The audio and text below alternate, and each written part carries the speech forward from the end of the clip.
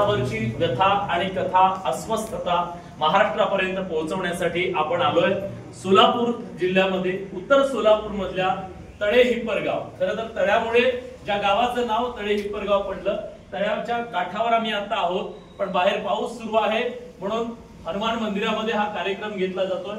आपल्या सोबत या चर्चेत सहभागी होण्यासाठी मान्यवर पाहुणे आहेत। आपल्या सोबत माढ्याचे आमदार अभिजित पाटील आहेत, स्वागत आहे तुमचं। आपल्या सोबत बार्शीचे माजी आमदार भाजपचे नेते राजेंद्र राऊत आहेत, राजाभाऊ स्वागत आहे तुमचं।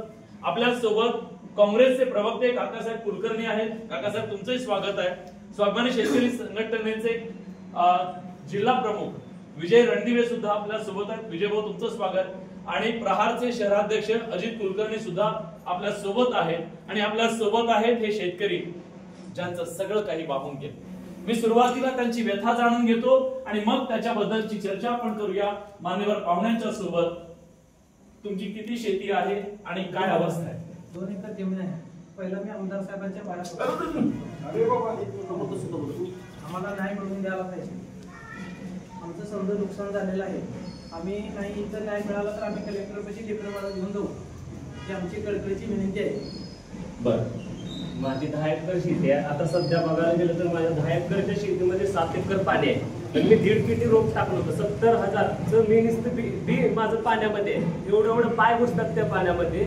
तरी आता त्या दिवशी पंचनामे झालं, पण आधीच जे पंचनामे होतं ते 3 हेक्टर पर्यंत होतं, 1.25 लाख रुपयेपर्यंत मदत मिळत होती। पण आता त्यात सुद्धा सरकारनं मेक मारली, अशी मेक मारली हेक्टरी 8,000 रुपये कोरडवी आणि बागायत 17,000 रुपये। आता फक्त 2 हेक्टर पर्यंत, आधी मिळत होते 3 हेक्टर पर्यंत, तिथे एक मेक मारली। आणि पीक विम्यामध्ये कशी मेक मारली बघा, 4,000 कोटीचा पीक विमा मिळाला होता, 3 ट्रिगर बंद केले, एक स्थानिक आपत्ती, नैसर्गिक आपत्ती, काढणी पश्चात जे होतं ते 3 ट्रिगर। आता फक्त उंबरठा उत्पादन ते बी शासकीय थरावर ना, इथे एक मेक मारली। आणि देवेंद्र फडणवीस ज्या वेळेस विरोधी पक्ष नेते होते त्यावेळेस बीडमध्ये सोनपेठ गावामध्ये आले होते आणि त्यांनी उद्धव ठाकरे साहेबांना म्हणलं की तुम्ही आता काय पंचनामा न करता सरसकट शेतकऱ्याला एकरी 50,000 रुपये द्या म्हणले होते। आता ह्यांनीच आता सत्तेवर आहेत, तरी सुद्धा यांना आता महाराष्ट्रात देत नाहीये, हे का देत नाहीत? विष खायला पैसे जवळपास गेल्या 5 महिन्यापासून माझ्या शेतामध्ये मला 5 एकर शेती आहे, सीना नदीच्या काठावर शेती आहे। जवळपास कमरे एवढं पाणी माझ्या ऊसामध्ये आणि जवळपास माझं सोयाबीन हे पूर्णपणे बुडालेलं आहे। शासनाला त्यांच्या राजकीय कुरघडी करण्यामध्ये वेळ आहे, परंतु माझ्यासारख्या शेतकऱ्यांकडे लक्ष द्यायला वेळ नाही। अतिशय खंत वाटते, भारत हा कृषीप्रधान देश आहे म्हणून। जर इथले पुढारी ज्यांना भारतीय संविधानानं लोकांनी मतदान करून लोकांचं प्रतिनिधित्व करण्यासाठीची जी संधी दिलेली आहे, त्या संधीचं किंवा माझं मतदान कुठंतरी मला वाया गेल्यासारखं वाटतं। कारण विष खायला सुद्धा पैसे नाहीत, अनेक धक्क्यातून आम्ही सावरतोय। जर माझा ऊस पण माझ्या हाती लागणार नाही, सोयाबीन पण हाती लागणार नाही, मी कुणासमोर हात पसरतो? शासनासमोर हात पसरतोय, पण शासनाची तुटपुंजी मदत देखील आमच्या कुठे कामाला येणार नाही। अशा तुटपुंजी मदतीला असं झाली अवस्था की आई मरू देत नाही, बाप जगू देत नाही, अशा पद्धतीची अवस्था आमची झालेली आहे। तरी या माध्यमातून शासनाला एवढीच विनंती करतो की तुम्ही अतिशय चांगल्या पद्धतीनं तुमच्या लेवलला काय काम करायचं आहे ते करा, परंतु माझ्याकडे किंवा माझ्या कुटुंबाकडे किंवा महाराष्ट्रातील शेतकऱ्यांकडे लवकरात लवकर मदतीसाठी आम्ही तुमच्याकडे हात पसरतोय, तुम्ही त्याला कुठेतरी आम्हाला दाद द्यावी अशी मी विनंती करतो। आज त्यांनी पाय पकडले आमदारांचे आणि सांगितलं की आमदार साहेब आम्हाला न्याय द्या। ते म्हणतायत हात जोडतो तुमच्या समोर, आम्हाला कोणीतरी न्याय द्या। आज हातबल शेतकऱ्याची ही भावना आहे। आज शेतकऱ्यांची तर आज अख्ख्या महाराष्ट्रात आपण फिरत आहात, आपल्याला माहीत आहे आपल्या समोर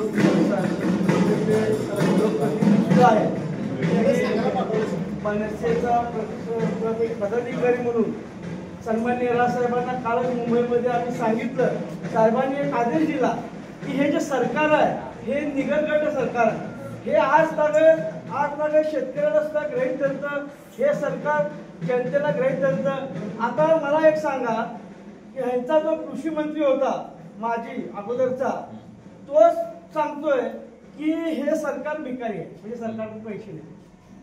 लक्षात घ्या, लाडक्या बहिणीला 1500चं लालच देतात, परंतु शेतकऱ्यांच्या डोळ्यामध्ये अश्रू आणतात.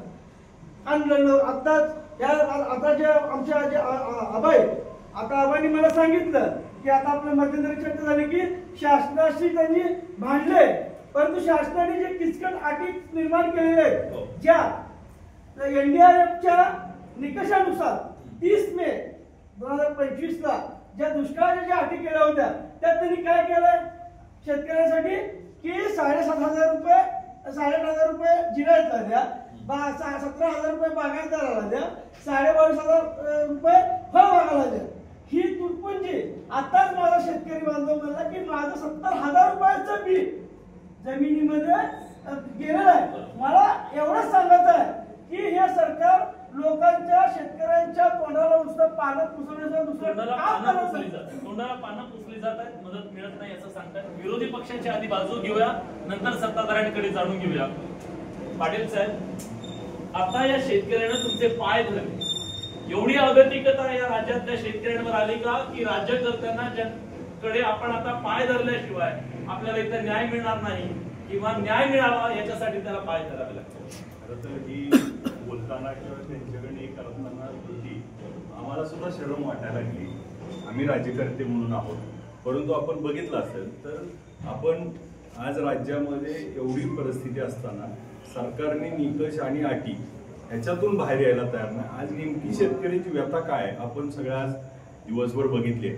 मला यातले आपल्या मुद्द्याच्या माध्यमातून जसं आपण बघितलं NDRFचे नियम हे 8,500 आहे, 14,000 आहे आणि आपल्याला 22,000 आहे. मग ही मदत पुरणार आहे का?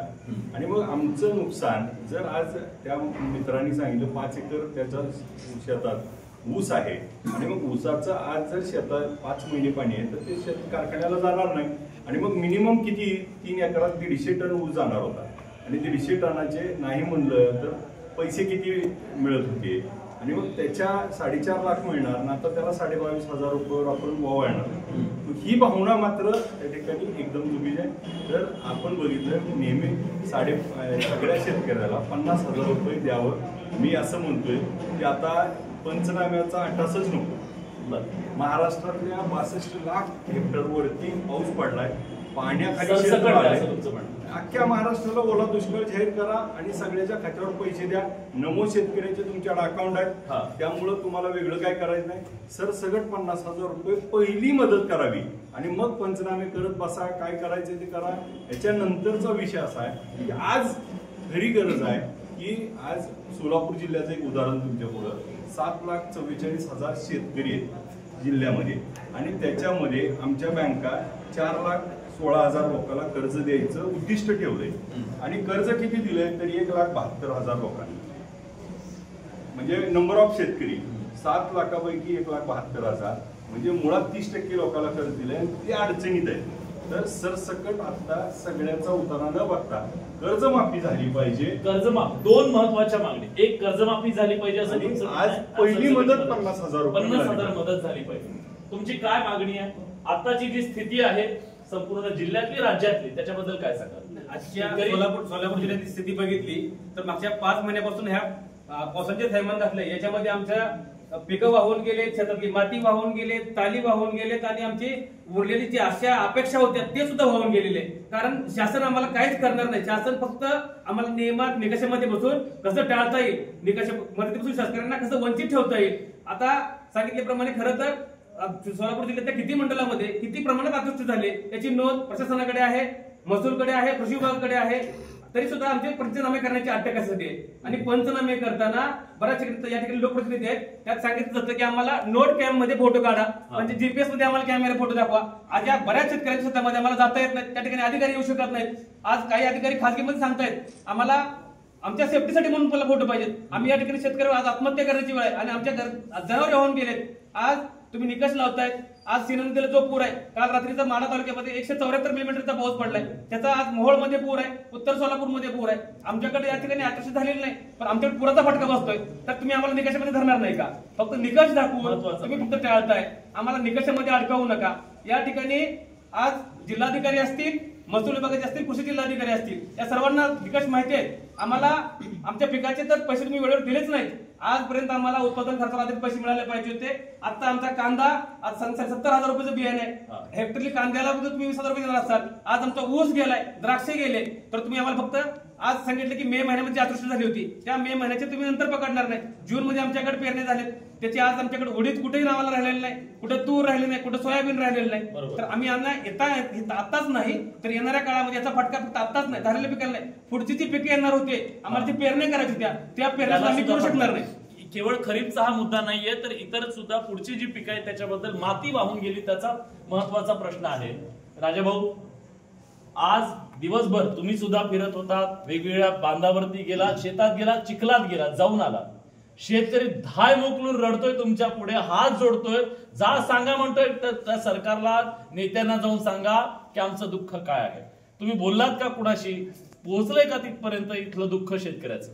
मी सुरुवातीला तुमचं म्हणजे मीडियात वगैरे म्हणून नाही, परंतु मी तुमचं खरोखर मनापासून आभार व्यक्त करतो की गेल्या 10 दिवसापूर्वी तुम्ही कांद्याची व्यथा बडे मुद्द्यामध्ये मांडली आणि दुसऱ्याच दिवशी 1-2 दिवसात मी माननीय मुख्यमंत्री देवेंद्र फडणवीस साहेब यांना भेटलो. तातडीनं त्यांनी पणन मंत्र्यांना आदेश दिले आणि त्याच्यावरती काही उपाययोजनाच्या काही प्रक्रिया सुरू झाली. आज खरं पाहायला गेलं तर तुमचं मनापासून मी आभार व्यक्त करतो आणि माझ्या शेतकरी बांधवांना 10 वेळेस तुमच्यासमोर नतमस्तक होतो. कुणासमोर पाया पडू नका, कारण तुमच्या जीवावरती तुम्ही जे झटताय किंवा काम करताय त्याच्यावरती सगळ्यांचं भवितव्य, राज्याचं, देशाचं, सर्वांचंच अवलंबून आहे. त्यामुळे तुम्ही बळीराजे आहेत. आज सगळ्यांवरती ही राष्ट्रीय आपत्ती आलेली साहेब याची पूर्णपणे जाणीव आहे. आपण आज बार्शीमध्ये होत आहे, आपण सगळी परिस्थिती पाहिलेली आहे. फक्त मी थोडा 2-3 मिनिटं जास्त वेळ घेतो, कारण मला फोनवर मी सत्ताधारी म्हणून माझ्याकडे बघू नका. एक शेतकरी मी आहे आणि छोटा मोठा व्यावसायिक दोन्ही बाजार समित्या बार्शीच्या माझ्याकडे हजारो शेतकरी त्या ठिकाणी सातत्याने येतात. ज्या काही बाबी या ठिकाणी त्रुटी आहेत, आता अभिजित आमदार साहेबांनी पण काही या ठिकाणी मांडल्या, माझ्या बांधवांनी शेतकरी संघटनेच्या त्यांनी मांडल्या, माझ्या शेतकऱ्यांनी मांडलेले. या ठिकाणी काही बाबी अशा आहेत की काही निदर्शनात सुद्धा माननीय मुख्यमंत्री महोदयांच्या किंवा कृषी मंत्र्यांच्या जे काही वरिष्ठ पातळीवरचे आहेत यांच्यासमोर आणणं गरजेचं आहे. कोणीतरी काही ना काही खोडी करतंय आणि त्याचा फटका हा थेट शेतकऱ्यांना बसतो. आज जर आता आमदार साहेबांनी सांगितल्याप्रमाणे NDRFचे जे निकष आहेत, आता माझ्या शेतकरी बांधवांनी सांगितलं की 1 वर्षाकरता 13,000 रुपयाची आपण 3 हेक्टरची त्या ठिकाणी मदत केलेली होती, परंतु ती 1 वर्षाकरता होती. आता ह्या बाबी ज्या आहेत त्याच्यामध्ये परत पहिला जो GR आहे तोच लागू राहिला. त्याच्यामध्ये 8,500, 17,000, 22,500 अशा त्या 2 हेक्टरच्याच नुकसानीच्या काही बाबी त्या ठिकाणी राहिलेल्या.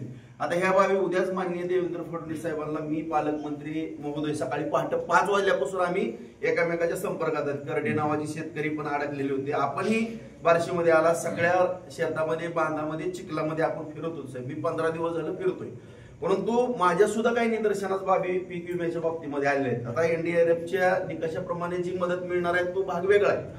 आज या ठिकाणी 65 मिली आपण अतिवृष्टी या ठिकाणी धरतो, परंतु एका मंडळामध्ये 3-3, 4-4 वेळेस अतिवृष्टी झाली, त्यामुळं पिकं राहिलेलीच नाहीत साहेब. आणि ह्याच्यामध्ये काही माझा सुद्धा व्यक्तिगत सत्ताधारी जरी असलो तरी काही निकष बनवणारी जी काही यंत्रणा आहे EC मध्ये बसून काही माझा थेट आरोप आहे काही जणांवरती की काही चुकीचे या ठिकाणी निकष आणि शेतकऱ्याच्या बाबतीमध्ये कुठलाही नियम अटी असणं चिखलात आणलं पाहिजे, त्यांना खरोखर चिखलात आणलं पाहिजे साहेब. मी माझी सुद्धा शेती आहे, मी आठवड्यातून किमान 4-5 दिवस मुंबईला गेलो तरच राहतो, नाही तर रोज 1 तासभर 2 तास जातो.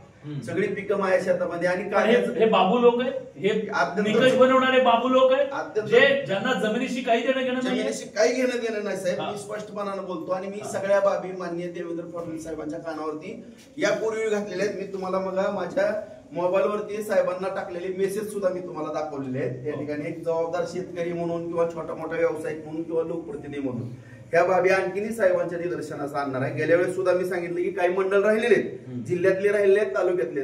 तातडीनं साहेबांनी कलेक्टर साहेबांना फोन केला, जयाभाऊ गोरेंना सांगितलं की तुम्ही दौरे आका. आज सुद्धा सांगोला माड्यामध्ये पालकमंत्री स्वतः फिरत होते आणि पहाटे मी सांगतो साहेब 5 वाजल्यापासून आम्ही एकामेकाच्या संपर्कात आहोत आणि आपणही पाहिलेला आहे की दिवस आम्ही 15 दिवस झालं फिरतोय आणि एवढा मोठा पाऊस आहे. आता ह्याच्यामध्ये काय झालंय, NDRFच्या निकषाप्रमाणे ही मदत आपण मिळणारच आहे, परंतु यामध्ये जर सरकार सांगतंय की सरसकट पंचनामे करा. आणि आता ह्या पीक विमा कंपन्या ज्या आहेत साहेब, एवढं गोलमाल आहे.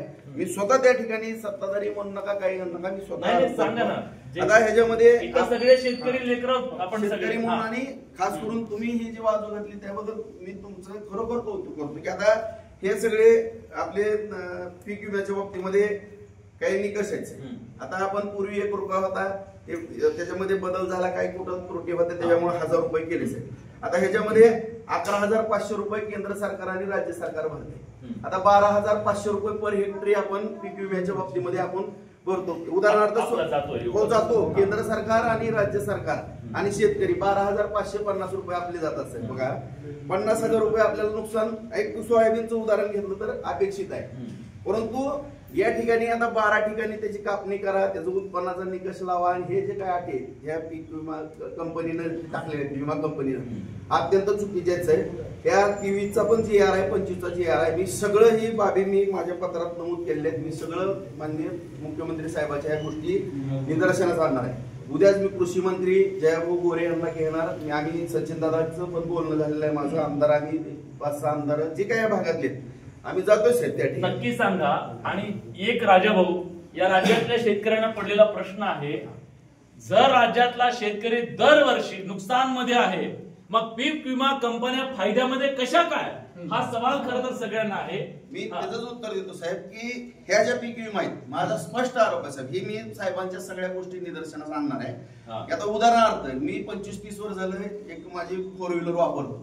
काय त्यावेळेस 10,000 20,000 इन्शुरन्स असेल. आता काय महाग झालं म्हणून 80-90 हजार रुपये. माझ्या गाडीचा कधीच अपघात झालेला नाही किंवा असे 98% गाड्यांचे कधी 98-99% अपघात. सगळा इन्कमिंगच आहे ना सर. जर एवढं इन्कमिंग असेल आणि आता ही 12,500 रुपये सुद्धा 11,500 केंद्र सरकार राज्य सरकार 1,000 रुपये शेतकरी बांधव ह्यांच्याकडून एवढे मिळत. उदाहरणार्थ माझ्या इथं 90,000 हेक्टरची सोयाबीनची लागण आहे. रुपये त्यांच्याकडे गेले 84,000 माझ्या तालुक्यातल्या बार्शी तालुक्यातल्या 84,000 शेतकऱ्यांनी पीक विमा भरलेला आहे. आज नाही म्हणलं तर कमीत कमी 85 ते 90 कोटी एका तालुक्यातून पीक विमा कंपनीला गेले आणि त्यामध्ये सगळे गोलमाल हे पीक विमा कंपन्या करतात. आणि सगळा पीक विमा कंपन्यांबद्दलचा रोष तर आहे. आपल्याला जसं आमदार साहेबांनी सांगितलं तसंच मी अधिवेशनात देखील हा मुद्दा घेतला साहेब. माझ्या सोलापूर जिल्ह्यात 20,400 हेक्टर द्राक्ष आहेत आणि मे 2023 ची नुकसान भरपाई फक्त 7 हेक्टरला मिळेल. फक्त 7 हेक्टर आणि 20,400 हेक्टर आमच्या द्राक्ष आहेत आणि मे 2024 ची 20,400 हेक्टर पैकी 33 हेक्टरला मिळाली. त्याच्यावर कृषी मंत्र्याला उत्तर देता आलं नव्हतं. मी आजवर लक्ष दिला. मला सांगायचा मुद्दा असा आहे की आपल्या सोलापूरच्या DPDC मध्ये आम्ही त्यावेळेस कलेक्टर साहेब आणि पालकमंत्र्यांनी इन्शुरन्स कंपनीला उभा केलं. 84 कोटी रुपये येणं बाकी आहे. त्या दिवशी तो म्हणला अजून आम्हाला सरकारचा हप्ता यायचा आहे आणि आज मदत दिली जात नाही. आमचं म्हणणं एवढंच आहे की आज आम्हाला हे सगळीकडे वेदर स्टेशन बसवले. आपण हे कशासाठी बसवले तर आमच्यात पाऊस पडला हा एकच निकष धरावा. आता याला निकष न लावता पंचनाम्याचा घाट नको. पंचनाम्यात मला आपल्याला अजून विधारक परिस्थिती आहे साहेब. मुद्दा बघा, माझ्या टेंभुर्णी माझ्या मतदारसंघात 10 स्टेशन आहेत, त्यातले 9 मध्ये पाऊस पडलाय. टेंभुर्णीमध्ये तिथला आमचा सर्कल तो म्हणतोय मला जर शेतकऱ्याचा पंचनामा करायचा असेल शेतकऱ्याला म्हणतोय 30% द्यावा. सर्कल ही बाजू सगळ्यात गंभीर आहे. गंभीर बाजू आहे. खेद आहे माझ्या मतदारसंघात आहे. त्याची तक्रार देखील जिल्हाधिकाऱ्यांनी विचार केली. आज जर ही बाजार मांडणार असतील, जर खाली अशा परिस्थितीत सुद्धा जेव्हा त्यांच्या डोळ्यात पाणी मग कशासाठी नियम लावणार आहेत आपण? ठीक आहे. आपण जर बघितलं तर महाराष्ट्रामध्ये प्रचंड मोठा पाऊस झाला आणि सोलापूरमध्ये 130 वर्षापूर्वी एवढा मोठा पाऊस झाला होता आणि त्याच्यानंतर आज झालेला पाऊस हा 130 वर्षाचा रेकॉर्ड होणारा पाऊस आहे. सोलापुरातली सगळी तालुकी पाण्याखाली आहे. शहर पाण्याखाली आहे आणि शहरातली माणसं वाहून गेलेली आहेत. ती सापडायला तयार नाही. सापडली तर शासन मदत द्यायला तयार नाही. आपण जर बघितलं तर तुमचा कॅमेरा माझ्याकडे झूम करा. 18 सप्टेंबर 2025 ला शासनाने GR काढला आणि त्या GR मध्ये त्यांनी असं केलं, परभणी, सातारा, सांगली या 3 जिल्ह्यासाठी त्यांनी शेतीच्या पंचनामे केले आणि त्यांना नुकसान भरपाई दिली. माझा सवाल एवढाच आहे आपल्या चॅनलच्या माध्यमातून, सोलापूरचे आम्ही 2 खासदार विरोधी पक्षाचे निवडून आले म्हणून तुम्ही सत्ताधारी आमच्यावर अन्याय करणार? नंबर 2 ची गोष्ट, विधानसभेच्या निवडणुकीपूर्वी लाडक्या बहिणींना सगळे पैसे वाटले. काय तुमच्या खिशातले पैसे वाटत होते त्याचं? आज शेतकरी मरतायत, शेतकरी पाया पडतायत, शेतकरी आत्महत्या आत्महत्या करायच्या परिस्थितीत आहेत आणि आज तुम्ही पंचनामे करा सांगताय, त्याला अटी लावताय. अहो, जेव्हा महाविकास आघाडीचं सरकार होतं तेव्हा मला चांगलं आठवतंय, आम्ही त्या इन्शुरन्स कंपन्या आम्ही फोडल्या होत्या, तात्काळ शेतकऱ्यांना आम्ही मदत द्यायला लावली होती. आज सत्ताधारी एक कृषी मंत्री गेल्या 8 दिवसापासून प्रचंड मोठा पाऊस आहे, आज तुम्ही वार्तांकन करताय. मला आपल्या चॅनलच्या माध्यमातून आव्हान आहे, कृषी मंत्री कुठे आहे? तो कृषी मंत्री या राज्यात दिसत नाही. यापुढे जर शेतकऱ्यांच्या आत्महत्या झाल्या तर त्या कृषी मंत्र्यावरती सदोष मनुष्य वधाचा गुन्हा दाखल झाला पाहिजे. कारण आता कृषी मंत्री म्हणतात, मला तर असं कळलं काही इथले आमदार सुद्धा परदेशात आहेत. मी माहिती काढतो त्या संदर्भात. आमदार तर परदेशात आहेतच. आमचं म्हणणं आहे, तुम्ही आमच्याकडे जे पाहणी दौरे करायचं आहे, तुम्ही पर्यटनासाठी म्हणून येऊ नका. फक्त पर्यटन म्हणून किंवा फोटो काढण्यासाठी आमच्या भेट सोडू नका. आमचा महत्वाचा आहे, इन्शुरन्स कंपन्या कोणाच्या आहेत? इन्शुरन्स कंपन्याला वरदास्त कोणाचा आहे? तुम्ही म्हणता इन्शुरन्स कंपनीने की विमा द्यायला पाहिजे, हे द्यायला पाहिजे, हे सगळं बरोबर आहे. हे सगळं बोबाट बिनबोबाट. 2014ला आपण ज्यावेळेस इलेक्शनच्या पूर्वी म्हटलं होतं, कांद्याचं ज्यावेळेस आंदोलन झालं त्यावेळेस देवेंद्र फडणवीसांनी म्हटलं होतं की 6000 रुपये हमी भाव मिळाला पाहिजे, ह्याला तुरीला हमी भाव मिळाला पाहिजे. आज तागायत मिळाला का? आदरणीय बच्चू भाऊंच्या ह्याच्यामध्ये वरदहस्ताखाली आतापर्यंत किती शेतकऱ्याचे जवळजवळ 6.5 लाख शेतकरी आत्महत्या केली असता काय? ज्या दिवशी मोदींचा वाढदिवस होता त्या दिवशी 15 शेतकऱ्यांनी आत्महत्या केली. मग या सरकारला काही वाटत नाही का? मला सांगा, इन्शुरन्स कंपन्या आहेत कुणाच्या? आणि इन्शुरन्स कंपन्या लबाडी करतात, इन्शुरन्स कंपन्या लबाडी करतात, प्रशासन लबाडी करतंय, 100% प्रशासन लबाडी करतंय. मला इथे एकच सांगायचं की सरसकट प्रत्येक शेतकऱ्याला 50,000 रुपये दिलं पाहिजे, कुणालाही हे न करता. आणि तुम्ही सांगताय की मोबाईल वरती जाऊन तुम्ही तुमच्या शेतात ऑनलाईन फोटो टाका. अहो, शेतकऱ्याला विष खायला पैसे नाही. ठीक आहे, त्यांनी कुठला ऑनलाईन मोबाईल ऑनलाईन करा, तुम्ही हे करा ते करा, विरोधात असताना सरसकट करा. तसा विषय नाही. मी बघा सांगितलं, पालकमंत्रींनी मी सकाळी पहाटे 5 वाजल्यापासून एकामेकाच्या संपर्कात आहे. गेल्या आठवड्यामध्ये देवेंद्र फडणवीस साहेबांना मी भेटलो होतो. माझी पत्र पण आहे ऑन रेकॉर्ड त्या ठिकाणी. सगळीकडले पंचनामे सरसकट करा म्हणून कलेक्टर साहेबाला आदेश दिले, पालकमंत्री साहेबांनी पण दिले, आमदार साहेबांनी सांगितलं. आणि असं जर सरकार असं सरकार असेल तर त्याला उद्याच्या उद्या तुमचं लेटर हेड द्या.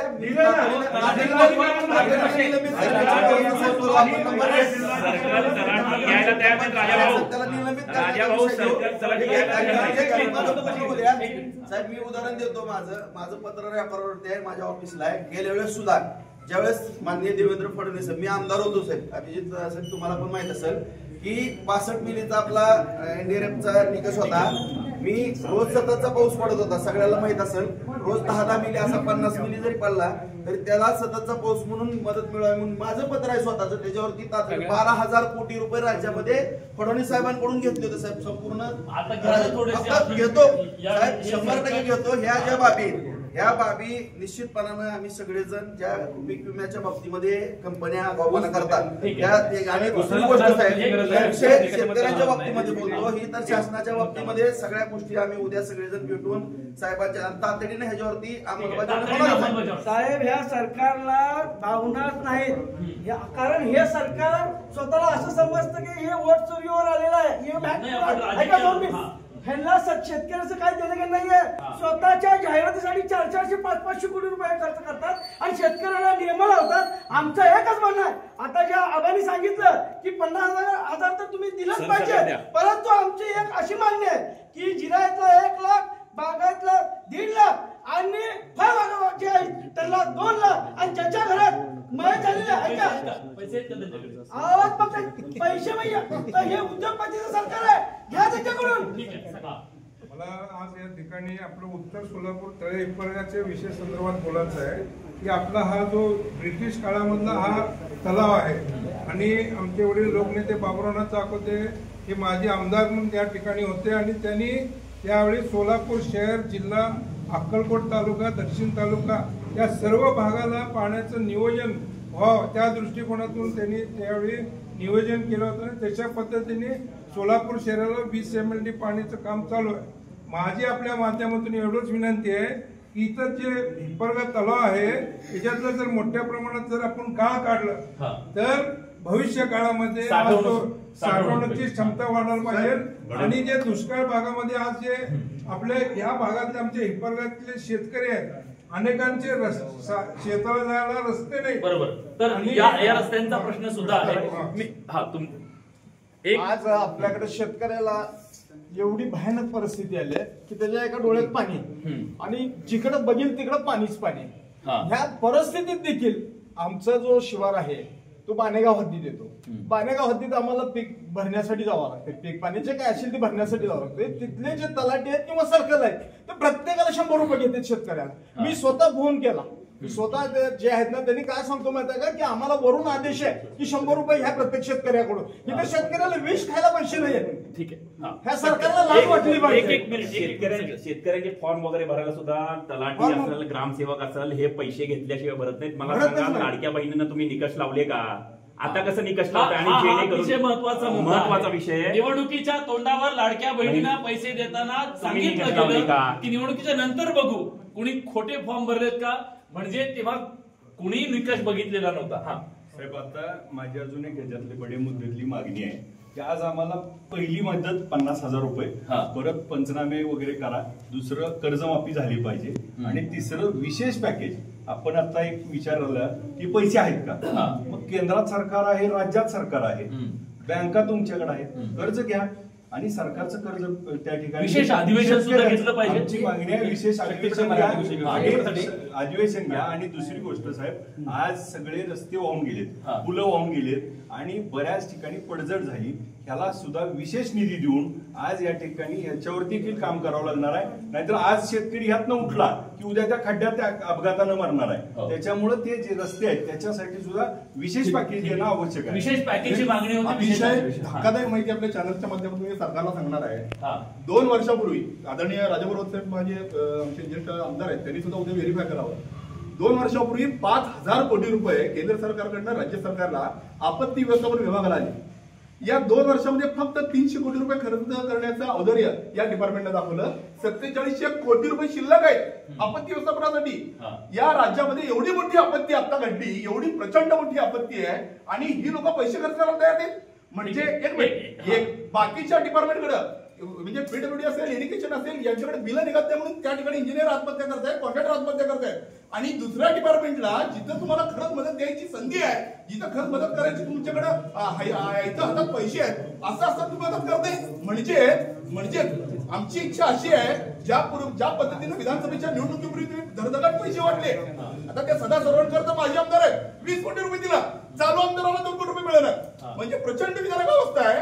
इकडे कर्मचारी आमदाराला पैसे मागतायत, आमदार पत्र देऊन कलेक्टर कारवाई करत नाही.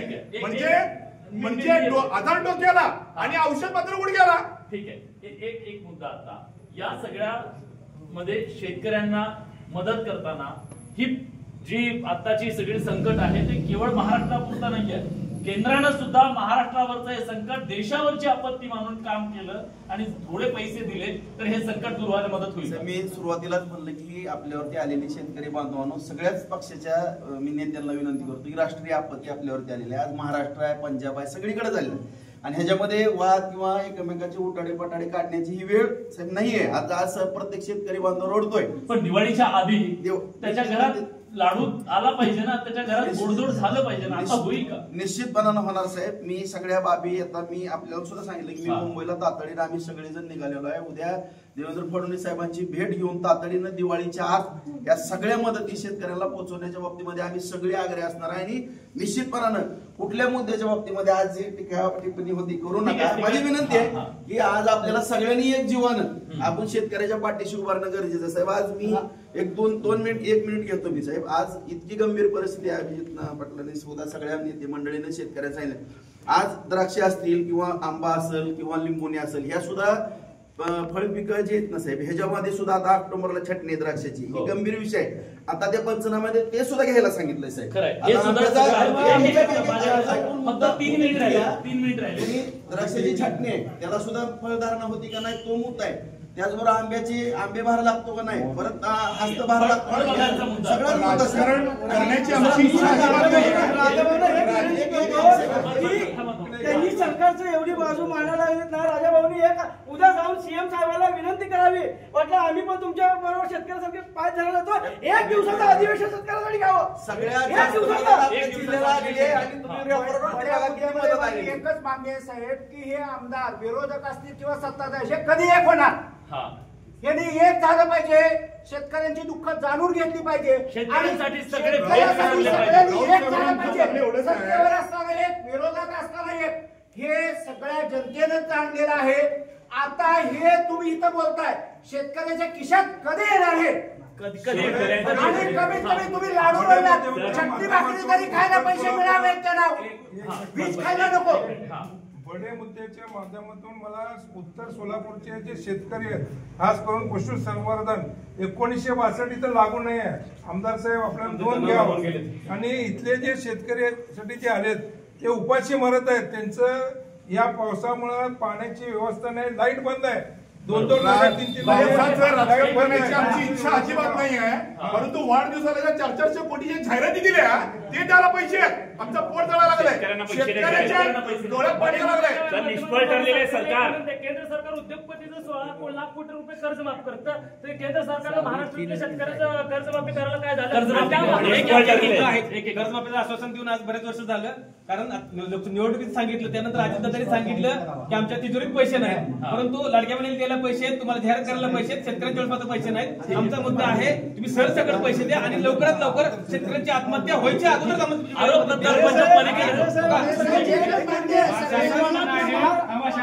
शेतकरी तुम्ही करण्यासाठी आम्हाला पैसे द्या, मेल्यानंतर आम्हाला मदत नको आहे. सरकारने सरसकट सर्वांना मदत द्यावी ही माझी सुद्धा मागणी आहे. आणि अजून एक विनंती आहे राजाबाईच्या माध्यमातून फडणवीस साहेबांना की शेतकऱ्यांसाठी एक समिती नेमली पाहिजे. शेतकऱ्यांना सर्वांना काही समिती नेमता येत आहे, शेतकऱ्यांना काहीच नाही. शेतकरी कुणाकडे जायचं? कलेक्टरकडे गेला, कलेक्टर अडवतो. आमदारांकडे गेला, आमदार म्हणतात मी कलेक्टरला सांगतो. ह्या गोष्टी झाल्या नाही पाहिजे. प्रत्येक शेतकऱ्याला मदत मिळायला पाहिजे, प्रत्येक शेतकरी सुखी राहायला पाहिजे. आज शेतकऱ्याकडे शेतात काही राहिलेलं नाही, सगळं वाहून गेलेलं आहे.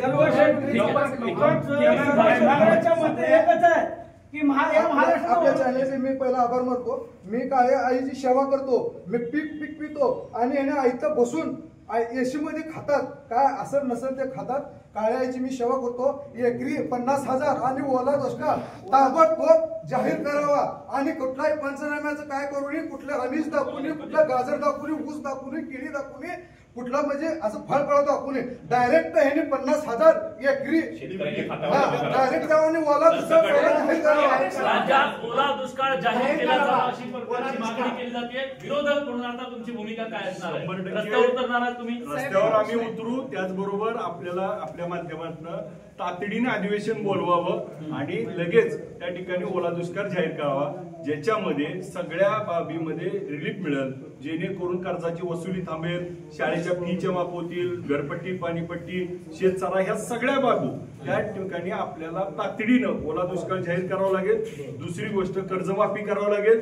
50,000 पहिली मदत सरसकट देणं आणि त्याचबरोबर आज साहेब याच्यानंतर हा शेतकरी अडचणीत काय येतोय ह्याच्यावरती आपण बडे मुद्दे घ्यावं, या आपल्याला आपण करूया.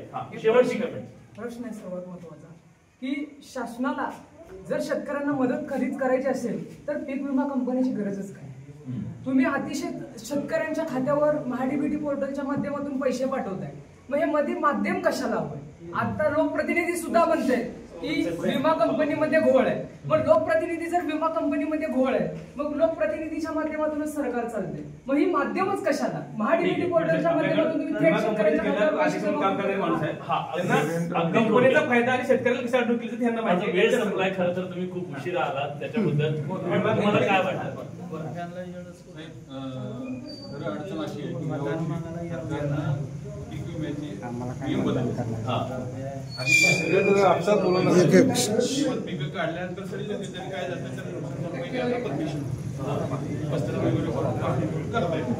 पण आता ते सगळे नियम बंद केले आणि फक्त पीक विमा पीक कापणी प्रयोग करायचा, त्याच्यात आधारित नुकसान भरपाई एवढंच ठेवलं. आणि ही सगळ्यात मोठी अडचण आहे.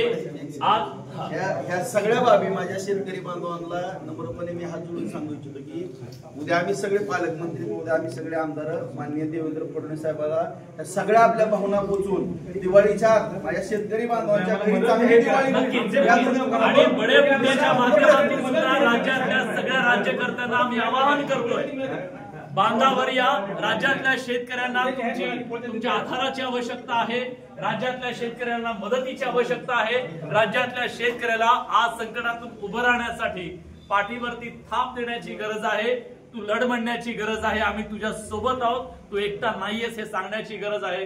कारण आज या राज्यातल्या शेतीच्या बांधावरती आक्रोश आणि वेदना आहे, अश्रू आहे. ते पुसायला कोणीतरी यावं या अपेक्षेसह बडे मुद्द्याच्या चर्चेत आपण इथेच थांबतोय. धन्यवाद.